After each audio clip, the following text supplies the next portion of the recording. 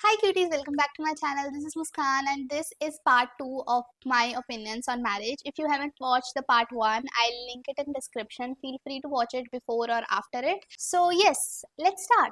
This video is typically divided into 3 parts. First one talks about financial realities in marriage, and second one talks about living together before marriage. Third one talks about what an equal marriage actually looks like.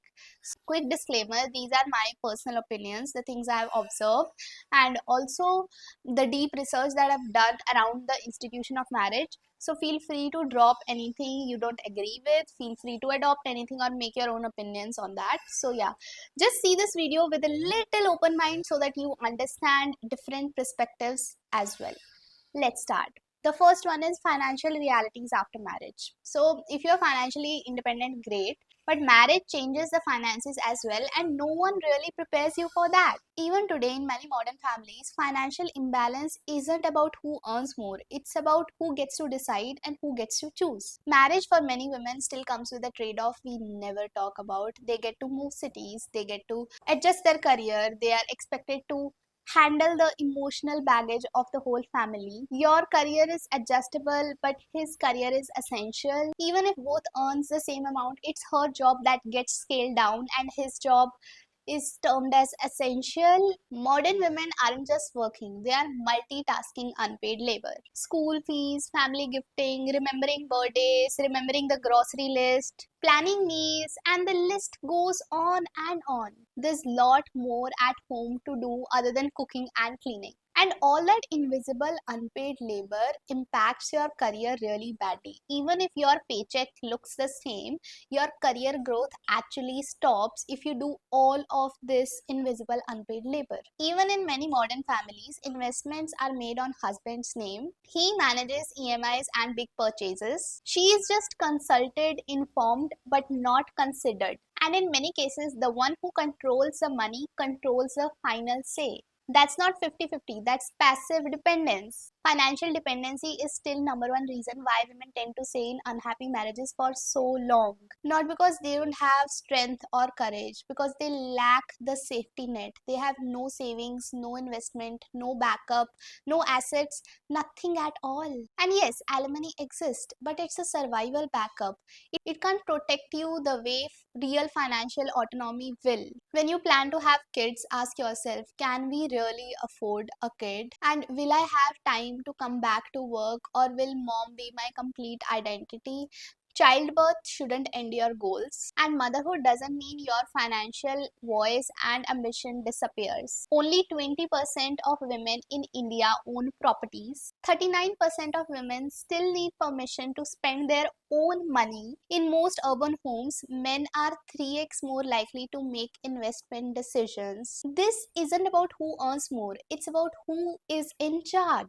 Ask yourself, after marriage, would you still feel financially free? Would you have a voice in how the money is spent? Do you have your own bank account, a fallback plan, or any of your assets as a plan B? If you had to walk away tomorrow, would you be okay financially? Because love is amazing, but freedom, that's non-negotiable. Okay, now let's talk about something controversial: living together before marriage. Now, if you're from an Indian family, you already know how it can be really explosive topic altogether. The idea itself of living together is treated as a rebellion, something against the culture, something immoral. I still remember the first time I heard about living in. I was in 12th grade. I had this teacher who was unmarried, and she was casually telling us that in cities, couples actually live together and see their compatibility and then they get married. And I was like, what? Wait, what? Is that even possible? In our culture, women being in a relationship is judged that harder. Imagine how much judgment it's going to be when they know that there is a woman living in with her partner before marriage. Like, that's when all the character shaming begins. She's so fast, she has no values. Is she even serious about her future? And of course, no seal, no deal. What about purity, this, that?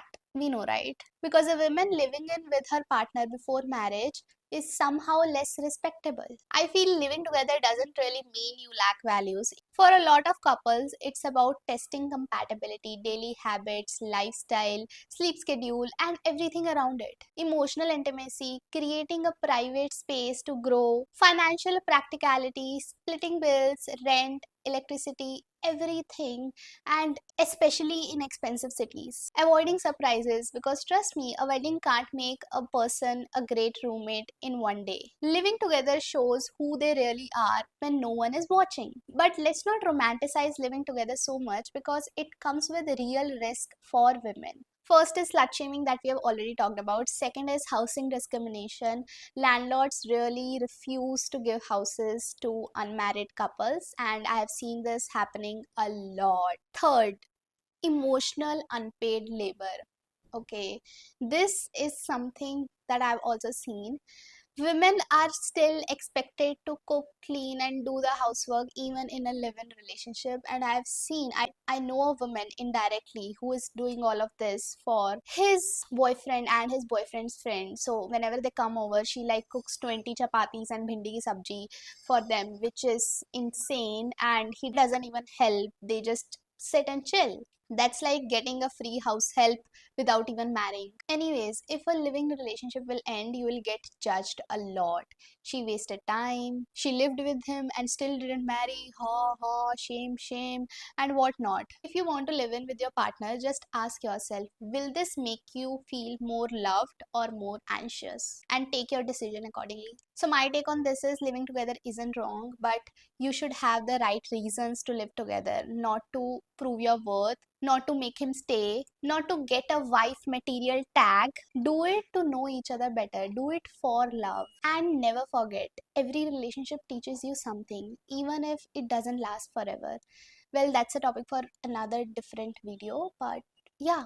Now let's talk about something that most of us dream about, but we rarely see it around us: what an equal marriage should look like. And before we begin, if you watched part 1 of my video where I've talked about all the traditions that are so patriarchal, that are not in the favor of women, they are just written by men for women to follow. So naturally, an equal marriage doesn't just begin after the wedding day. It begins before it. It begins with the traditions. If you know that this tradition is patriarchal and you want to change it, or you want to make it in your own way, you should do that. That's the first step of having an equal marriage, like starting an equal marriage, making the traditions better and doing it in your own way. Because that's right, in my viewpoint, equal marriage isn't just about 50-50 bills. It's about 50-50 in everything. It's about rewriting the invisible rules that never served us. First is, both partners should share the emotional labor, not just cooking and cleaning. That's very basic. But all the other work that we never call as work, like remembering birthdays, medicines, groceries, and each and every small thing in the house should be 50-50. Second, money is transparent. Budgeting, investing, saving, and buying something expensive, both of the partners should be involved, and it should be a collective decision, not just the one earning and the other adjusting. We have already talked about it enough in financial realities part, but that's also one part of an equal marriage. Third, all the big decisions should be made with mutual understanding. It should not feel like one manipulated the other. Take time, talk, be so honest with each other. And big decisions like where to live, whether to have kids or not, how to raise them, which surname will the kids have, and everything around it. These are the decisions that no one should manipulate the other to make. Fourth, care work is not gendered.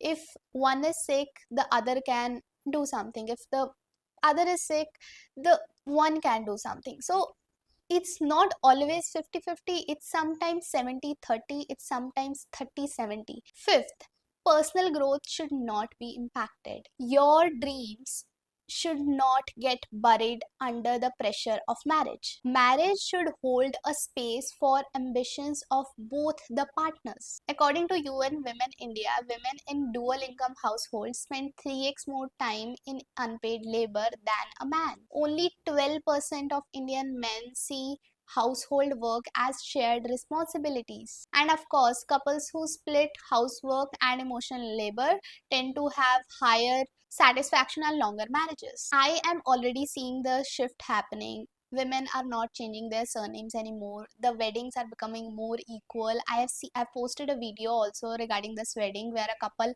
actually made an equal wedding, doing all the traditions both sides or removing the traditions, some traditions from the marriage itself. When I see this, it just makes me so happy.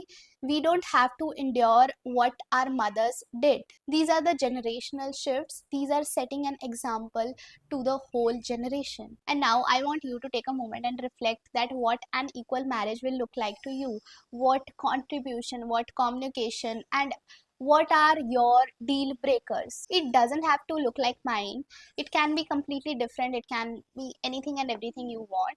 So yes, thank you for watching till the end. This was just my point of view based on my experience, my unlearning, and my research that I've done around the institution of marriage. If you have watched till the end, make sure you like, subscribe, and share this video with someone you think would like it. Also tell me in comments what an equal marriage mean to you. I'll see you in the next video. Bye. Love you.